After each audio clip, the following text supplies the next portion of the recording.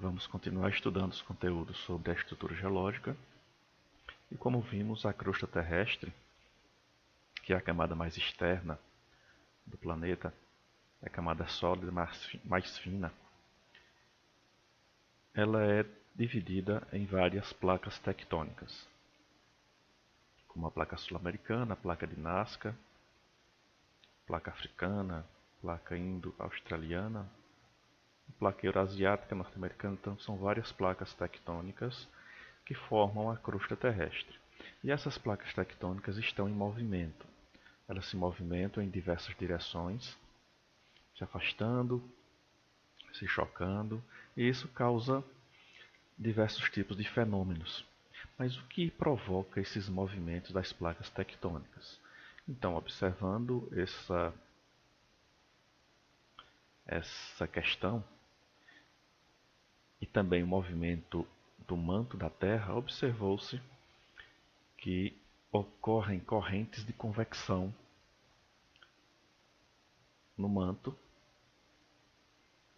provocadas pelo aquecimento mais intenso a partir do núcleo. Então, o núcleo é a área mais quente do planeta e, graças a isso, o manto da Terra, ou seja, o magma, se aquece com maior intensidade e, ao aquecer, fica mais leve e sobe em direção às placas tectônicas, em direção à crosta terrestre. Ao chegar na crosta terrestre, esse magma se resfria e, ao se resfriar, desliza sob as placas tectônicas e, ao fazer esse movimento, vai empurrando na direção em que essas correntes ocorrem. Então elas se resfriam, empurra as placas tectônicas e depois retorna para o interior da Terra, onde irão se aquecer novamente. Aqui a gente observa direitinho como ocorre esse fenômeno.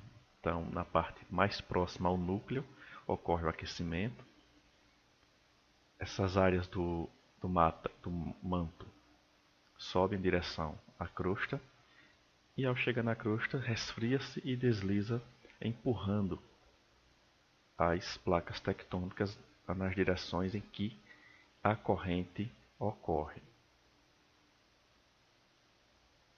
Nessa outra animação é possível observar com maior nitidez e realismo como ocorrem as correntes de convecção. Então o magma se aquece bastante no interior da Terra e, ao se aquecer com maior intensidade, sobe em direção à crosta terrestre e, a partir daí, vai se dirigindo, ou deslizando e empurrando as placas tectônicas na direção em que essas correntes se dirigem. Com isso, nas regiões que as placas estão se afastando, o magma substitui as áreas das placas que se afastaram. Então é uma área de construção ou zona de construção de placas. E na outra extremidade, onde as placas tectônicas mergulham no manto, é a área ou zona de destruição de placa tectônica. Então ela constrói de um lado e destrói do outro lado, e isso deu origem ao que chamamos de deriva continental, o movimento dos continentes que configurou como são hoje em dia. Os movimentos principais das placas tectônicas causados pelas correntes de convecção são a divergência, em que as placas se afastam uma da outra. Então, movimento divergente, as placas se direcionam uma contra a outra, mas em direção oposta. A convergência, que também se direciona em direções opostas, só que uma encontrando-se com a outra, então elas se chocam. E o movimento transformante, em que as placas deslizam uma ao lado da outra, também em direção oposta.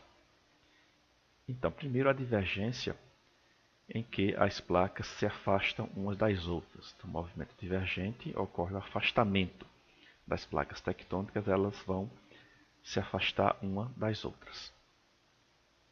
e causa terremotos e vulcanismo, principalmente nas regiões oceânicas. O movimento divergente é mais comum em placas oceânicas.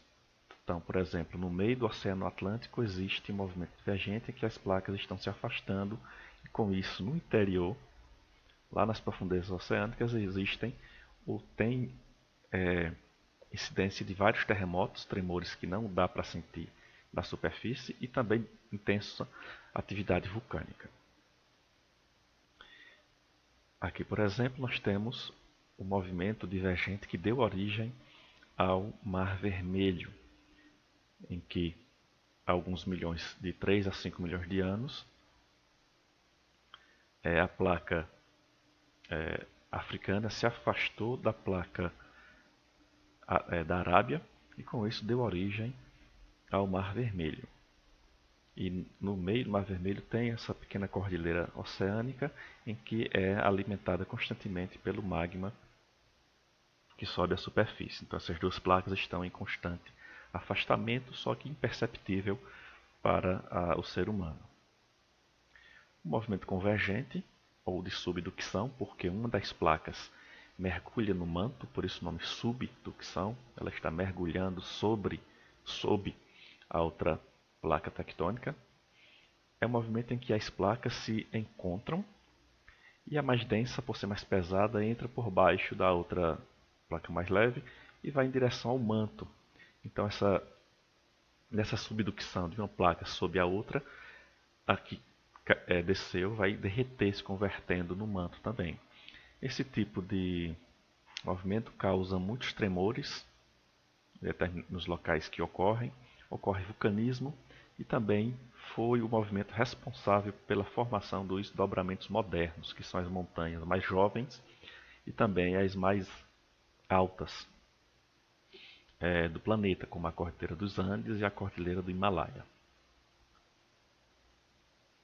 A formação da Cordilheira dos Andes, que fica nessa área aqui, entre a placa indo-australiana e a placa euroasiática, essa península indiana era mais ao sul e havia um oceano entre as duas regiões, entre os dois continentes.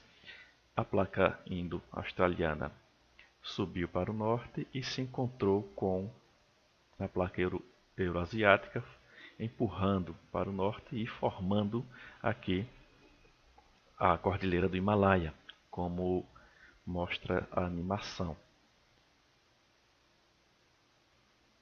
Hoje o encontro é entre uma placa continental e outra placa continental, mas há 10 milhões de anos era um oceano em que a placa indo-australiana empurrou aqui a placa euroasiática, entrou por baixo ou está entrando constantemente por baixo da placa euroasiática e se converte no magma. Esse movimento causou a formação da Cordilheira do Himalaia. Os movimentos convergentes ocorrem principalmente em 3 tipos. Eles podem ocorrer pelo encontro de uma placa oceânica com uma placa continental, aí a convergência oceânico-continental, e um exemplo disso foi o movimento que deu origem à Cordilheira dos Andes, onde a placa de Nazca empurra e mergulha sob a placa sul-americana e com isso a placa sul-americana, que está indo de encontro com a placa de Nazca, enrugou e formou aí a Cordilheira dos Andes. Também com incidência de muito vulcanismo e de tremores. Outro tipo de movimento convergente ocorre pelo encontro de uma placa continental com outra placa continental, daí o nome de convergência continental-continental. Então, o exemplo foi a formação do Himalaia, só que há 10 milhões de anos existia o oceano, hoje não existe mais, e o que ocorre é que a placa indo-australiana se choca com a placa euroasiática e constantemente provoca a formação do Himalaia. E o último tipo de movimento convergente é a convergência oceânica-oceânica. Um exemplo é o que ocorre com o Japão, com a formação de todas as ilhas japonesas foram formadas com esse movimento oceânico-oceânico. O Japão é atingido constantemente por 3 placas tectônicas, por isso a incidência de vulcões e terremotos são constantes lá no Japão, e eles tiveram que desenvolver técnicas para amenizar os efeitos desses fenômenos.